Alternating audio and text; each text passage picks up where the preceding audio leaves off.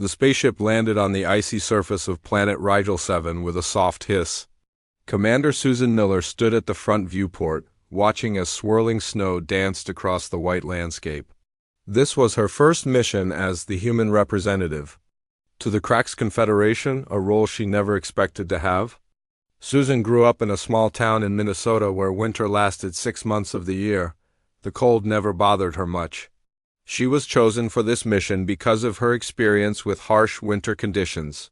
The Cracks scientists wanted to study this ice planet, and humans were invited to help. Susan zipped up her thick blue parka and pulled on her insulated gloves. The ship's computer showed the outside temperature at -40 degrees. Cold enough to freeze exposed skin in minutes, but nothing her Earth-standard gear couldn't handle.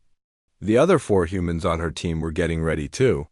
They all wore the same white and blue cold-weather suits with the Earth Alliance patch on the shoulder. "Is everyone ready?" Susan asked, looking at her team. They nodded.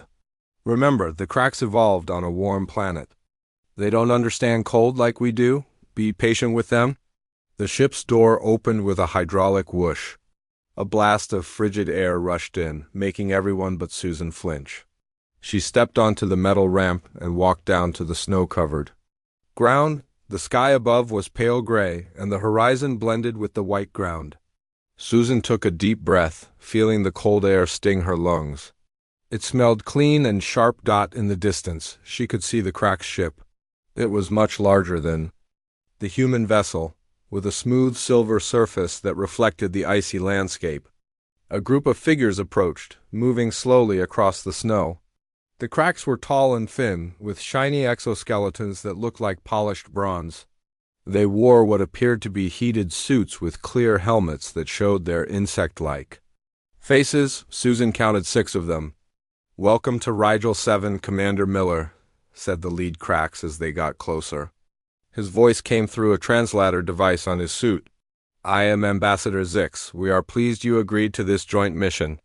Susan noticed how the alien's thin limbs trembled slightly, despite his protective gear. Their species was clearly not built for this environment. "Thank you for the invitation, Ambassador. My team is ready to begin work." Zix's large compound eyes reflected the white landscape. "We must proceed to the base quickly. Our meteorologists have detected a storm approaching. It will arrive sooner than expected." Susan looked up at the gray sky. She had lived through enough blizzards to recognize the signs. The clouds were getting darker at the edges, and the wind was picking up. "Lead the way." "We brought additional supplies as requested." The Cracks scientist standing next to Zix made a clicking sound with his mandibles. "Your primitive equipment will not be necessary.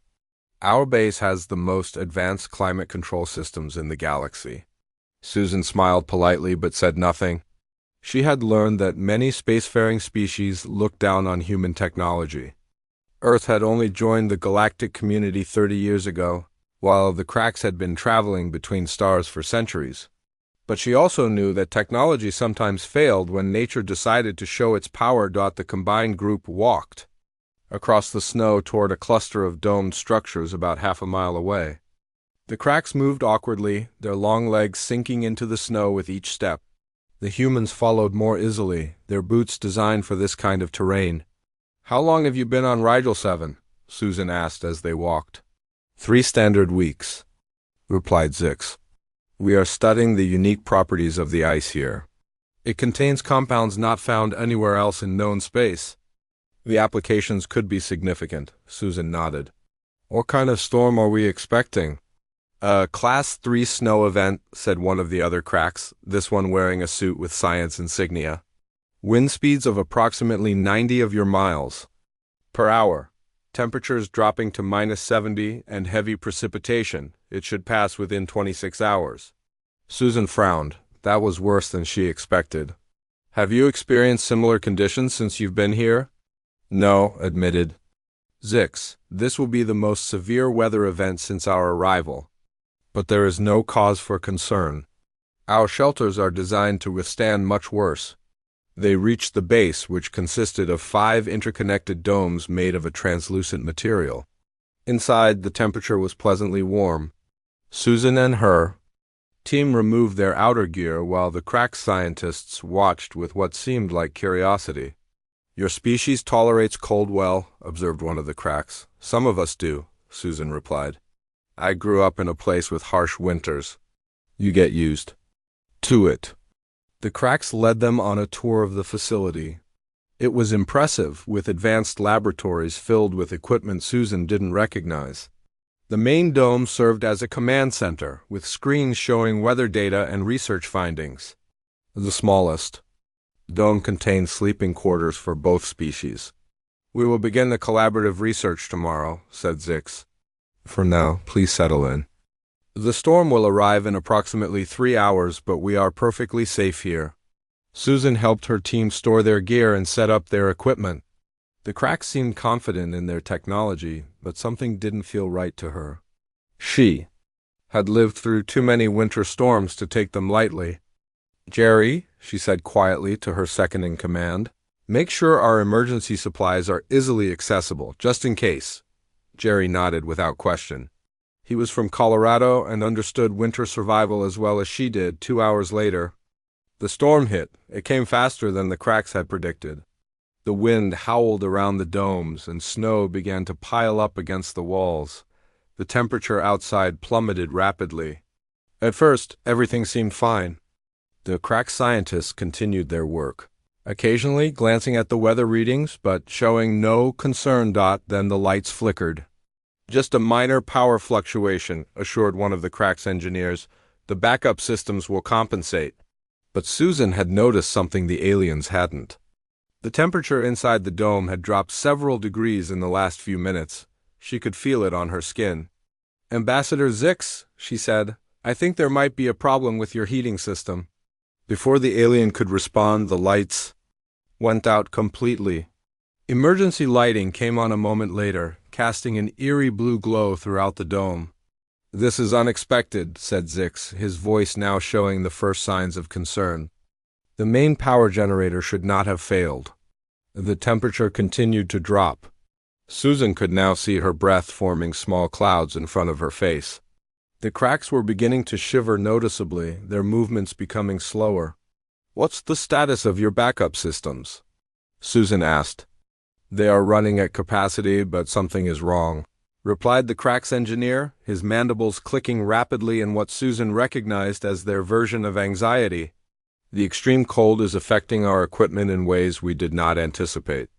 Thermal regulation is failing across all structures." Susan looked at her team. They had all been in survival situations before. That's why she had chosen them for this mission. "How long before critical failure?" she asked the engineer. "At current rates of decline, approximately 2 hours," he responded. "After that, these shelters will be no warmer than the outside." The crack scientists were now huddling together, their exoskeletons clicking as they trembled. Susan knew they wouldn't survive long in these temperatures. Neither would her human team, despite their better cold tolerance. It was time to show the aliens what humans did best: adapt and survive. The main dome of the crack's base grew colder with each passing minute. Susan could see frost forming on the inside walls now. The backup power systems hummed and whined as they struggled against the extreme cold. It was a losing battle. The cracks scientists huddled in a tight group, their bronze exoskeletons clicking as they shivered.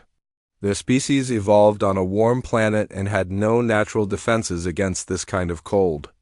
Susan watched as their movements became slower and more sluggish. They were shutting down. Without help, they would die here. "Commander Miller, our technology has failed us," said Ambassador Zix, his voice translator crackling with static. "We did not anticipate these conditions. Do your people have any suggestions before we lose all power?" Susan looked at her human team. They were cold too, but not in danger yet. They wore their Earth-standard cold weather gear and knew how to conserve body heat. Jerry stood near the main console, checking the weather readings. Karen huddled with 2 of the crack scientists, showing them how to rub their limbs to improve circulation. Sam and Paul were already digging through their emergency supplies. "We need to act fast," Susan said. Once the heating fails completely, this dome will be as cold as outside within an hour. How much food do you have stored? The Crack's chief scientist, named Clore, answered. Enough for 3 weeks. But that hardly matters if we freeze. Susan nodded. And your communication systems? Can we call for help? The storm is blocking all signals, Zix replied. Even if it were not, the nearest ship is 12 hours away. We cannot survive that long without heat. Susan made her decision.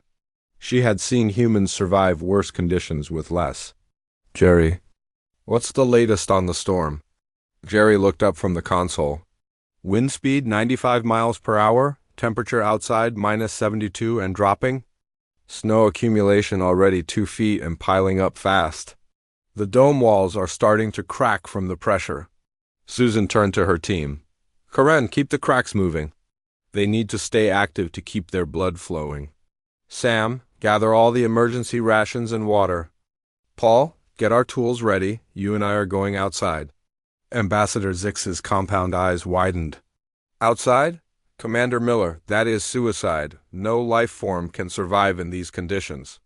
Susan smiled. Humans have survived in conditions like this for thousands of years before we had any technology at all. Trust me, Ambassador, we have a plan. She motioned for Paul to follow her to the airlock. They put on their heaviest gear, thermal suits rated for -100 degrees, insulated boots, thick gloves, and full face masks. Susan grabbed the emergency toolkit while Paul collected several empty containers. We're going to build an igloo, she told Paul as they prepared to step outside. There's enough accumulated snow now, and it's the right consistency. Paul nodded. He grew up in Alaska and had built snow shelters before. Standard design? Or do you want to go bigger since we have 13 people? As big as we can make it in an hour, Susan replied. The cracks are larger than us. We'll need the space. They stepped into the airlock, and the outer door opened. The full force of the blizzard hit them immediately. The wind nearly knocked Susan off her feet. The snow whipped around so thick she could barely see 2 feet ahead. But she pushed forward, leaning into the wind. Paul followed close behind. They needed to find the right spot, somewhere with deep, compact snow but sheltered enough from the direct wind to allow them to work. They found a suitable location on the lee side of one of the smaller domes. The snow had drifted there, creating a deep bank of compact powder, perfect for cutting blocks. Susan pulled out her utility knife and began carving large rectangles from the snowbank. Paul did the same. Their movements were practiced and efficient, despite the howling wind and biting cold. Susan's fingers grew numb even inside her insulated gloves, but she kept working. Lives depended on this. Inside the failing dome, the cracks watched through the viewport with a mixture of horror and fascination as the two humans worked in conditions their species considered unsurvivable. What are they doing? Asked one of the younger crack scientists. Why are they cutting the frozen precipitation into shapes? Karen, who kept urging the aliens to move and stay warm, smiled despite the cold. They're building a shelter. Humans have been making homes from snow for thousands of years. That is primitive, said Clore, though his tone carried more curiosity than dismissal now. How can a structure made of frozen water provide warmth? You'll see, Karen replied. Snow is one of the best insulators on Earth, trapped air between. Snow crystals prevents heat transfer. The inside of a well-made igloo can be 30 degrees warmer than outside, even without any heating. Outside, Susan and Paul had finished cutting enough blocks. They began arranging them in a circle, gradually building upward in a spiral pattern. Each block leaned slightly inward, creating a dome shape. Susan used her knife to trim each block, so it fit snugly against its neighbors. As the walls rose higher, Paul climbed inside to continue the work while Susan passed him blocks from outside. The work was exhausting in the extreme conditions. Every movement required fighting against the wind. The cold seeped through even their advanced gear. But they continued without stopping. Susan had built igloos before as part of survival training. She knew the technique well, how to angle each block, how to make the dome strong enough to support itself, how to create an entrance tunnel that would keep the wind out. After 45 minutes of intense work, the igloo was complete. It stood about 5 feet tall at the center and 8 feet across, larger than a traditional igloo, but necessary to fit all 13 of them. Susan and Paul crawled inside through the short entrance tunnel and began setting up the interior. They spread insulating emergency blankets on the snow floor and set up small chemical heat packs. When they returned to the dome to get the others, the temperature inside had dropped to just above freezing. The cracks were barely moving now, their exoskeletons covered with a light frost. The emergency lights flickered ominously. "It's ready," Susan announced. "Everyone needs to move to our snow shelter now. Bring only essential supplies and all the food." Ambassador Zix looked at the igloo visible through the viewport. "You expect us to survive in that primitive structure? It's either that or freeze." "Here when the power fails completely," Susan replied. "The igloo will keep us alive until the storm passes." The crack scientists looked at each other, their mandibles clicking in what Susan had learned was their way of showing uncertainty. Finally, Zix nodded. "We will trust you, Commander Miller. We have no other options." One by one, they filed out through the airlock and crawled through the entrance tunnel into the igloo. The cracks moved slowly, their joints stiff from cold. The humans helped them, supporting their weight and guiding them into the snow shelter. Soon, all 13 beings were inside the igloo, huddled together in the small space. Susan was the last one in. She carefully sealed the entrance with a final snow block, leaving just a small air hole in the dim light of a single emergency lamp. The cracks looked around in amazement. Already, the temperature inside the igloo felt noticeably warmer than the failing dome they had just left. Inside the igloo, the air grew warmer with each passing minute. The body heat from 13 beings trapped by the insulating snow walls created a surprising amount of warmth. Susan checked her portable thermometer. The temperature inside their snow shelter was already 30 degrees warmer than outside. The crack scientists watched her with their large compound eyes full of what seemed like wonder. They sat with their long limbs tucked close to their bodies, still shivering but less violently now. "This is remarkable," said Ambassador Zix, his voice sounding stronger than before. "The temperature is rising without any power source." Susan nodded as she arranged the supplies in the center of the igloo. "Body heat is all we need. Snow is full of tiny air pockets that trap heat. The walls of this igloo are letting almost no heat escape. The same principle that makes snow cold to touch is what makes it an excellent insulator." The crack's chief scientist, Clore, moved his thin fingers over the smooth inner wall of the igloo. "We have studied thousands of planets for centuries, yet never considered using frozen water as a building material. This is primitive technology, yet remarkably effective." Susan smiled at his choice of words. Many advanced species called human methods primitive, but she noticed they said it with new respect. Now, sometimes the simplest solutions are the best. Indigenous peoples in the Arctic regions of Earth developed this technique thousands of years ago. They had no choice but to use what was available to them. Paul and Jerry set up small chemical heat packs around the igloo while Karen organized the emergency rations. Sam checked each of the cracks for signs of cold damage. The aliens were recovering as the temperature continued to rise. Their movements became more fluid and the clicking of their exoskeletons less pronounced. "Your species can tolerate these conditions without technological assistance," observed one of the younger crack scientists named Vril. "Is this common among humans?" "Some humans are better adapted to cold than others," Susan explained. "But most of us can survive in extreme conditions with basic training. We evolved as a species that can live in many different environments from deserts to Arctic regions." The cracks listened with interest, their scientific curiosity overcoming their earlier fear. Susan realized this was a perfect opportunity to build better understanding between their species. The Cracks Confederation had always viewed humans as technologically inferior, but now they were seeing another side of humanity. "Let me show you something." Susan said, pulling out her emergency kit. She removed a small metal container and a flint striker. This is another ancient human technology. We call it fire. The cracks moved back slightly, their instinctive fear of heat showing. Susan struck the flint, creating a shower of sparks that ignited the fuel in the metal container. A small controlled flame appeared, casting a warm orange glow throughout the igloo. The cracks watched in fascination.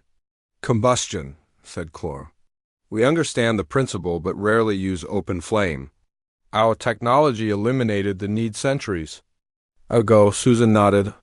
We still teach fire making as a basic survival skill. Fire gives heat, light, and psychological comfort. Humans have gathered around fires to share stories and knowledge for thousands of years. The small flame danced in the center of their circle, making shadows play across the snow walls. Despite the dangerous situation, everyone began to relax. The immediate threat of freezing had passed.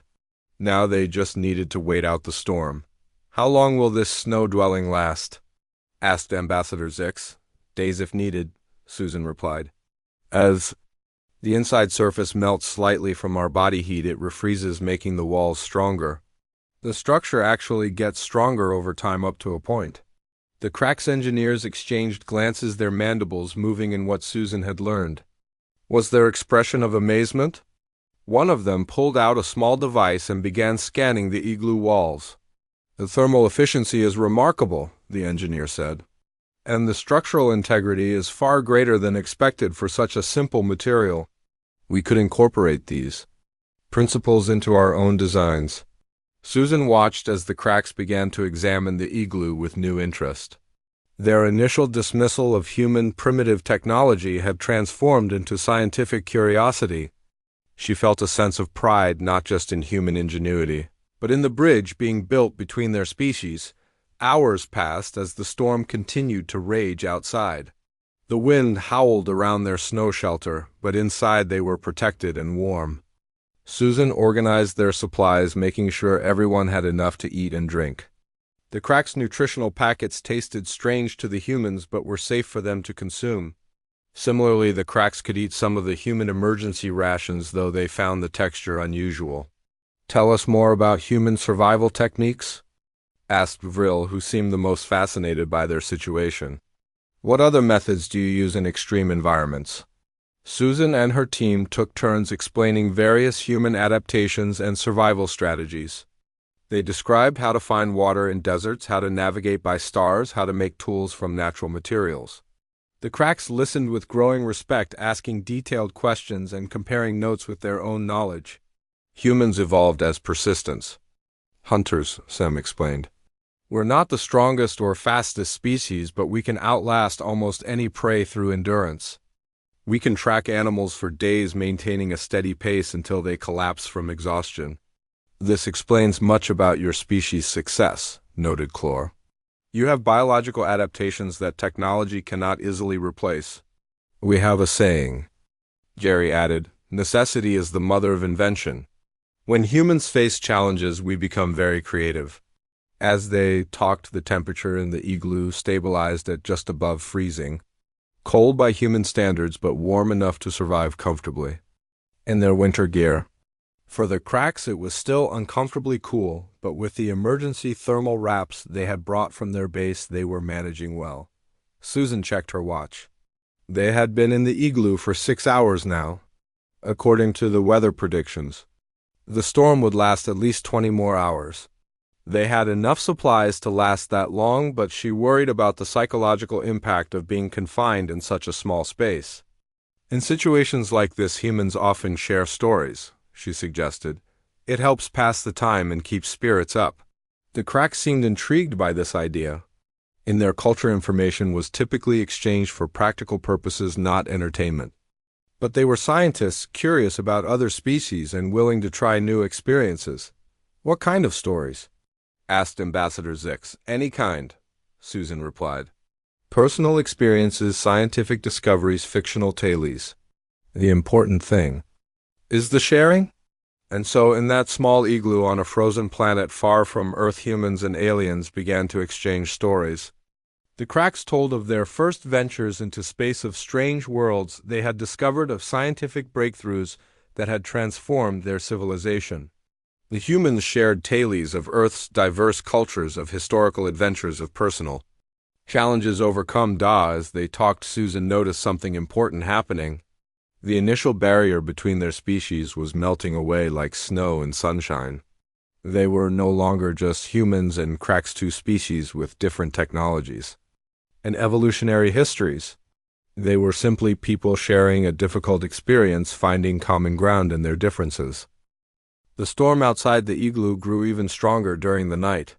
The wind howled like an angry animal trying to find a way inside their snow shelter. But the igloo held firm, protecting everyone inside. The temperature had stabilized at a bearable level, not comfortable, but enough to keep them all alive. Susan checked her watch. They had been inside the snow shelter for almost 12 hours now. The crack scientists had finally stopped shivering, their bronze exoskeletons no longer clicking with cold tremors. "Your species is remarkably resilient," Ambassador Zix said to Susan. "We would have perished without your intervention." Susan shook her head. "We just happen to have the right knowledge for this situation. On a different planet, your technology might save our lives." The small fire in the metal container still burned, giving off a warm orange glow that lit up the inside of the igloo. The humans and cracks sat in a circle around it, sharing the limited space as best they could. Despite the cramped conditions, everyone seemed relaxed now. The immediate danger had passed, and they were getting to know each other better. "I am curious about something," said the cracks engineer named Vril. "How did your species develop spaceflight, when you still rely on such basic survival methods?" "The technological gap seems unusual." Susan smiled at the question. "Many advanced species wondered the same thing about humans. We never abandoned our old knowledge when we developed new technology. Earth has many different environments, from tropical jungles to frozen tundra. We learned to survive in all of them long before we had advanced technology. When we developed spaceflight, we brought that knowledge with us." "A wise approach," said Chief Scientist Clore. "Our civilization focused entirely on technological solutions. We have forgotten many basic skills over the centuries." Karen, who had been quiet for a while, spoke up. "Humans believe in redundancy. We have a saying, 2 is 1 and 1 is none. It means always have a backup plan." The cracks seemed to consider this concept carefully, their compound eyes reflecting the firelight. Susan could almost see them reevaluating their understanding of humanity. When the joint mission began, the aliens had viewed humans as technologically inferior. Now they were seeing the value in human adaptability. "Tell us more about Earth," requested one of the younger crack scientists. "Your homeworld must be quite varied to produce a species with such adaptive capabilities." Susan nodded and began to describe Earth to the aliens. She told them about the vast oceans, the towering mountains, the dense forests and sprawling deserts. She explained how humans had learned to live in all these environments, developing different tools and techniques for each one. The cracks listened with growing interest, asking questions about specific adaptations and survival methods. "So your species did not evolve in a single environment?" asked Vril. "We started in one region but spread across the entire planet," Sam explained. "Humans can live almost anywhere with minimal technology. We adapt both biologically and culturally." "This explains much about your approach to space exploration," said Ambassador Zix. "Your colony ships are designed very differently from ours, with much more emphasis on self-sufficiency." Susan nodded. The conversation continued for hours, with both species sharing information about their homeworlds, their biology, and their cultures. Despite their many differences, they found surprising commonalities. Both species valued knowledge, both had a strong drive to explore, and both believed in cooperation between different worlds. As they talked, the storm outside began to weaken slightly. The howling wind became less intense, though still dangerous. Susan checked her equipment and estimated they would need to stay in the igloo for at least another 10 hours. They had enough supplies to last, but everyone was getting tired of sitting in the same positions for so long. "Let me show you another human technique for cold environments," Susan said, standing up carefully in the limited space. Movement exercises to keep blood flowing and prevent stiffness. She demonstrated simple stretches and movements that could be done in confined spaces. The other humans joined in immediately, knowing the importance of staying active in cold conditions. The cracks watched at first, then began to imitate the movements, their long limbs moving in unusual patterns as they adapted the exercises to their different body structure. "This is quite effective," said Clore after a few minutes of movement. "I can feel my circulation improving." They continued the exercises for about 20 minutes until everyone had warmed up. The activity brought new energy to the group and helped pass the time. When they settled back down, Susan noticed the cracks seemed more comfortable with the humans now. The initial formality between the species had faded, replaced by a growing camaraderie. "I must admit something," Ambassador Zix said after a period of silence. "When we invited humans to join this mission, we did not expect to learn from you. We thought we would be teaching you about advanced research methods." Jerry laughed. "That's often how it goes. Everyone has something to teach and something to learn." "A wise perspective," agreed Zix. "The Cracks Confederation has much technology to offer the galactic community, but perhaps we have become overconfident in our abilities." "It happens to humans too," Susan said. "We call it becoming too dependent on technology. That's why we still teach survival skills even to our most advanced scientists." The conversation shifted to education systems on both worlds. The Cracks described their highly specialized approach where individuals focused on a single field of study from an early age. The humans explained Earth's more generalized education, where students learned many different subjects before specializing. Both systems had advantages and limitations, which led to a fascinating discussion about learning and knowledge. Time passed more quickly as they talked. Outside, the storm continued to weaken gradually. Inside the igloo, the temperature remained stable, the snow walls doing their job perfectly. Susan checked their supplies, making sure everyone had enough food and water. They would need to conserve resources, but they had enough to last until the storm ended. "Your snow dwelling has saved all our lives," said Vril, examining the igloo walls again with his scanning device. "Such a simple solution, yet so effective. We have much to learn from your species." Susan smiled. "And we have much to learn from yours. That's why cooperation between different worlds is so important." "Ambassador." Zix made a gesture that Susan had learned was a sign of agreement among the Cracks. "When we return to our homeworld, I will recommend expanded cultural exchange programs with Earth. Technical knowledge alone is not enough for true understanding between species." The other crack scientists nodded their approval. What had begun as a simple scientific mission was becoming something much more important, a true exchange between different civilizations. Susan felt a sense of pride, not just in saving lives, but in helping bridge the gap between humans and KRXX. As the hours passed, the group continued to share stories and information. The humans taught the cracks simple games to help pass the time. The aliens shared fascinating facts about distant worlds they had explored. Despite their different biology, psychology, and history, they found common ground in their shared curiosity about the universe. Morning came to planet Rigel 7, though inside the igloo no one could see the sunrise. Susan knew it was morning only because of her watch, which showed they had been in the snow shelter for nearly 24 hours now. The storm had weakened considerably during the night. The howling wind had died down to a gentle whistle, and the temperature outside had risen slightly. It was still dangerously cold, but no longer the killing freeze of the day before. Susan pressed her ear against the igloo wall, listening carefully. "The storm is passing. We should be able to leave in a few more hours." The news brought visible relief to everyone. Despite the surprising comfort of their snow dwelling, they were all eager to stretch their legs and move freely again.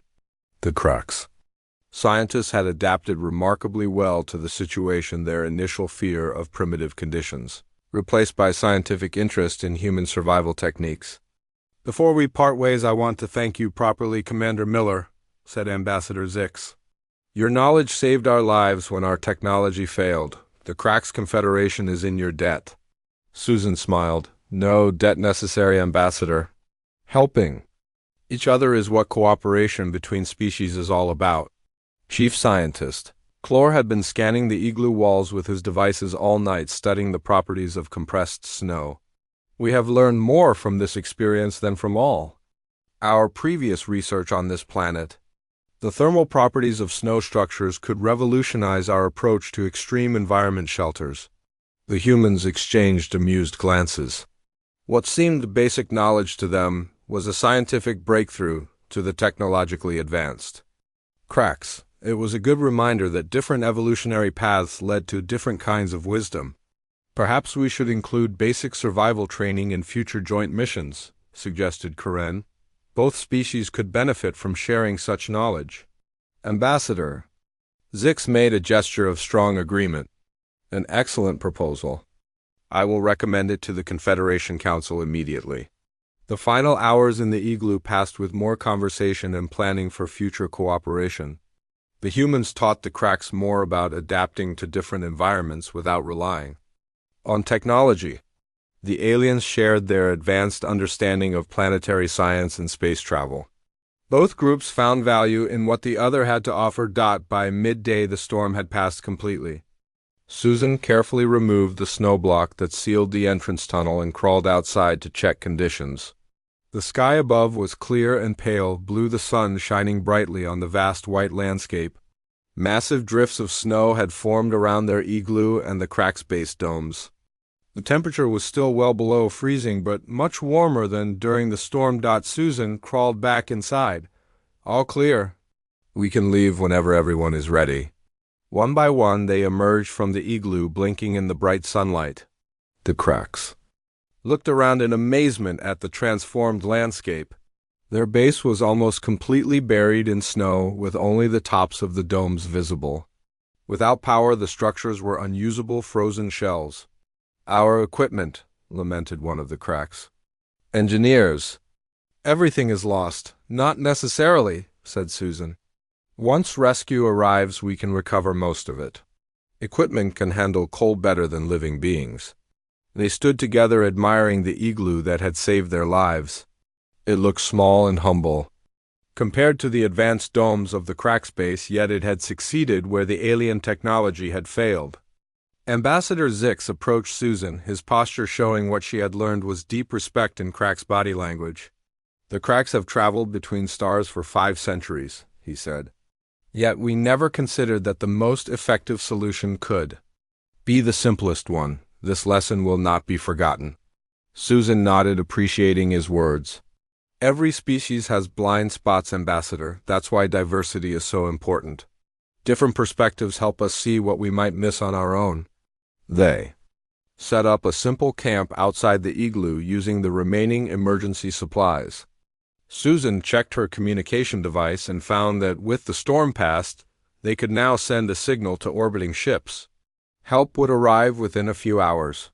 For now, they sat together in the snow, continuing their cultural exchange in the bright sunlight of Rigel 7. I have been thinking, said Chief Scientist Clore, about how we might combine our approaches. Your practical survival knowledge with our advanced material science could create new types of emergency shelters for extreme environments. Paul, who had helped Susan build the igloo, nodded enthusiastically. Hybrid solutions often work best. Traditional knowledge combined with new technology. The crack scientists began sketching designs in the snow using sticks, discussing possibilities with the human team. Their earlier dismissal of human methods had transformed into genuine respect and interest. Susan watched with satisfaction, seeing the bridges being built between their species. A few hours later, they spotted a ship approaching from orbit. The rescue team had arrived, bringing fresh supplies, heated shelters and equipment to recover the data and materials from the frozen cracks. Base. As the ship landed nearby, Susan felt a sense of accomplishment that went beyond simple survival. The rescue team emerged from their vessel, looking surprised to find both humans and cracks alive and well. They had expected casualties given the severity of the storm and the complete failure of the base power systems. How did you survive? asked the rescue team leader, staring at the igloo with confusion. Ambassador Zix gestured toward Susan and her team. Our human friends taught us that sometimes the oldest solutions are the best ones.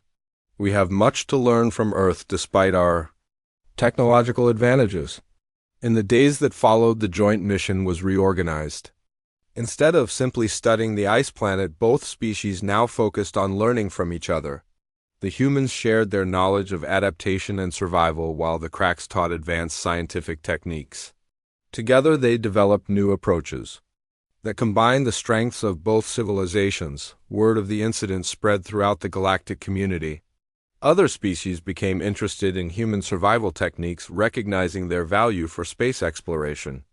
Earth suddenly found itself respected not just for its developing technology, but for its practical wisdom gained through thousands of years of adapting to different environments. 3 months later, Susan stood before the Galactic Council presenting a proposal for an interspecies survival exchange program.